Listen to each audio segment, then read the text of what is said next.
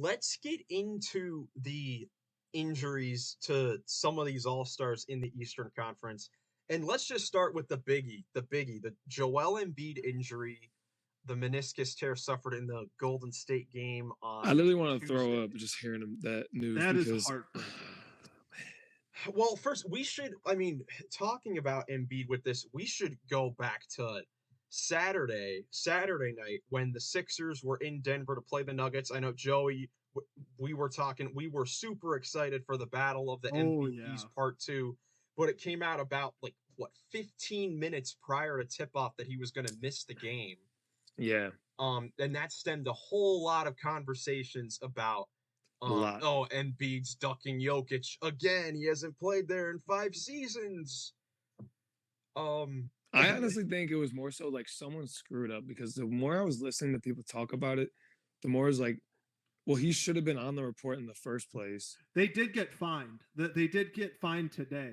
I mean, he's on the report. He's on the report every day, just like every other star. So who else? There was another team that got fined, but I did see the Sixers did get fined. Yeah, New Orleans got fined because of Trey Murphy, something like that. A little less significant, but someone had to have made the decision to be like, no, this is a huge game. Like, we're gonna play him. Like, don't put him on there when he's on there every day. And that was obviously a mistake.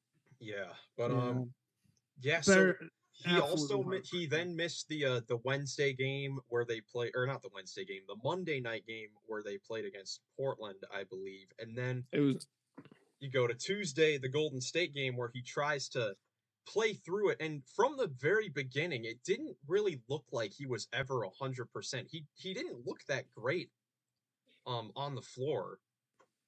No, he's definitely pushing through it. I heard it was like 14 in the 3 quarters, and that's just not normal. He only had he should be having 40 through 3 quarters. Yeah. Yeah, and most of his shot attempts, if I'm not mistaken, were jump shots, just like settling in the mid-range for jump shot attempts. 5 for 18 from the field. He didn't really get a whole lot going. But then late in the fourth quarter, going for a loose ball, Jonathan Kuminga, the Warriors, falls on Embiid's knee, and it comes out today it's a meniscus injury, and he will like I said, they'll check out the timetable this weekend. What'd you guys think about that play? It was a very strange play. It was. I think it's just a hustle play that from both of those guys where it's very unfortunate. You know what my problem with it is like, get up. Embiid is just sitting there like for the 5 seconds it takes Kuminga to fall on him. Yeah, he was just kind of laying there. Kuminga was kind of in that kind of position. Kuminga had every right. I mean, I'm more upset to see Embiid hurt than anyone because like he was having a historic like MVP, no question, all-time year. Would have been like their best chance to win the finals because of how well he's playing.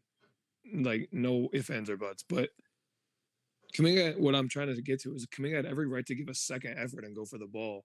And the fact that Joel is sitting there has no bearing on what he's trying to do.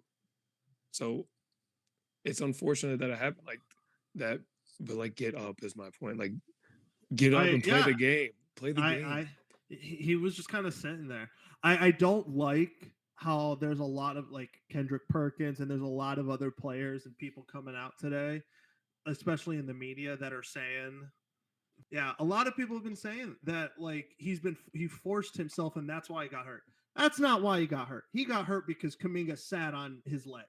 However, I do get the point a little bit. I just hate that they're making it specifically about this because this was just an unfortunate play. Yeah, this was a separate play to his other injuries. Yeah. I'll make one last point. If he's sitting there and not getting up because he's hurt, then he shouldn't have been out there in the first place. That's what I mean. That's what it comes. That's the truth. Yeah. Thanks. Yeah, it's just tough to see. So we'll see how long he's out. Doing some quick Googles here, looking at NBA torn meniscus recovery time research on the fly. I'm looking at a report from the Athletic when Kawhi Leonard had his meniscus injury last season. And it basically says that if the player decides not to get surgery, they can return in 4 to 6 weeks. Yeah. But if they do decide to get surgery, that they'll be out for 3 to 6 months. So Yeah. we'll see what they decide to do. If I could see Embiid, like you said, Nick, he's having a historic season, and this is definitely the Sixers' best chance to go at the title in a number of years since probably Jimmy Butler and them were on the Sixers. So you could see a world where he decides to not get surgery until the off season and just go at it the rest of the regular season and then get the surgery in the summer. It's a hard decision. It is a hard decision. I mean, there's a world for both ways. You got to really weigh the pros and cons and figure out what's going to be best for the situation you find yourself in. Yeah, and we'll now know that he probably won't be in the Olympics this summer as well. He was going to be in the running to be the center for Team USA, but he's probably out of the. No, he's definitely going to be out, regardless if he gets the surgery or not. If he comes back in 4 weeks and then wins the title, no, because then he's going to get the surgery in the offseason. He has to get it eventually. Yeah. So what do you guys think? What do you guys think this means for the Sixers this season? They've been on a bit of a downfall. They're currently on a 4-game losing streak with Embiid in and out of the lineup, and they've dropped down to the 5th seed right now. But even with their positioning, with the Knicks and Cavs jumping up over them and then being on fire, they're still only 2 games back of the Bucks for the 2nd seed. So what do you guys think of the Sixers for the rest of the season? Tyrese Maxey show. No. Pat Bev show. Pat Bev show. He's been going crazy since the injuries. Yes, sir. He's gonna will that team to the playoffs. They're gonna make they're gonna make the playoffs. They're obviously, but they're a deep team regardless. I mean, they're gonna be a tough out. I mean, the 2 and 3 seed are definitely up for grabs. I am curious. Do you think they make a trade? Because I just thought of this.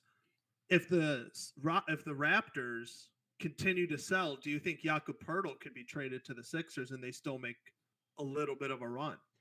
Is Poeltl any good? He's coming back soon. He's coming back, I think, in the next week. I mean, good, solid starting center. I don't know. I mean, that's what I was thinking too. We've been hearing that they are going to make some sort of trade with most likely some of the pieces that they acquired in the James Harden trade. Most likely just some salary filler depth pieces with maybe some draft picks to try to get another guard. But they could get another big because it's not like they're that, loaded with bigs on the roster because they have Embiid. They have Paul Reed, who's been good in starts this season. And it's in the 10 games that I think they do. They do on a 2-way contract, but not gonna do anything for them this year. But Paul Reed, when he started, he's put up 12 points, 7 rebounds per game. He's looked decent, but if he's getting that, Jakob Poeltl will get you at least like 15 to 20 and like 10 boards and a couple blocks a game. What would you guys do? Would you make a trade, or would you? What I would do is I would put everything just on pause. And the thing with not being deep, like you said, is it's kind of just Joel and Tyrese. And Tyrese isn't getting worse. So just press the pause button and hope for the best. Maybe Joel comes back for the playoffs and you can just pick up the scraps. Yeah, I think they are a deep enough team where I don't think they're going to drop below the 6th seed, so they're not going to have to worry about the play-in tournament, I don't think. But it could get sticky for them. It can be very right now. I agree with you right now. I think at least with how I think with how deep they are and how Tyrese Maxey is a baller, I think Tobias Harris too. Tobias can step up. 6. Yeah. Yeah, man. If I were the Sixers, I would wait to see what the status of Embiid is if he decides to get the surgery or if he decides to keep on playing. Because if he is eventually going to come back, we're going to try to make a deal to try to improve this season. But if not, I mean, there's no point in making a deal to not really do much this season. But looking in the standings right now, I was mentioning how far they're back of the second seed, but conversely, they do have a nice cushion above the play-in tournament. They're currently 5 games ahead of the number 7 Miami Heat. Um, so they do have a nice cushion there. So they should probably be able to stay in that 5 to 6 range or 7 range, depending on if the Pacers and Heat can go on a run and jump the Sixers. Yeah, I'm less confident now that I hear it's only 5 games and it's the Heat and the. I think that's a big enough cushion. I mean, the Pacers they have Siakam now, so. Yeah, we'll see. We'll see. It'll be tough. Definitely, it'll be very competitive. The Sixers kind of remind me of the Nets without Embiid a little bit. Well, they still, let's see. So they still it's still what? Maxey, Melton, Oubre, Harris, and just Maxey and Paul Reed. Harris. Still, it's still a competent starting 5. We'll see how they can handle it. Obviously, they don't stack up talent wise. But Nick Nurse has been known to be a good coach. He could handle situations like this. So we'll see how they can get past this sort of adversity that they're going to face without Embiid. Definitely wish a speedy recovery to Joel Embiid though, because this is heartbreaking. This is heartbreaking. I know he's not one of the most likable players because of how cocky he is, but he is one of the most talented players we have in the league, and having such an insane season.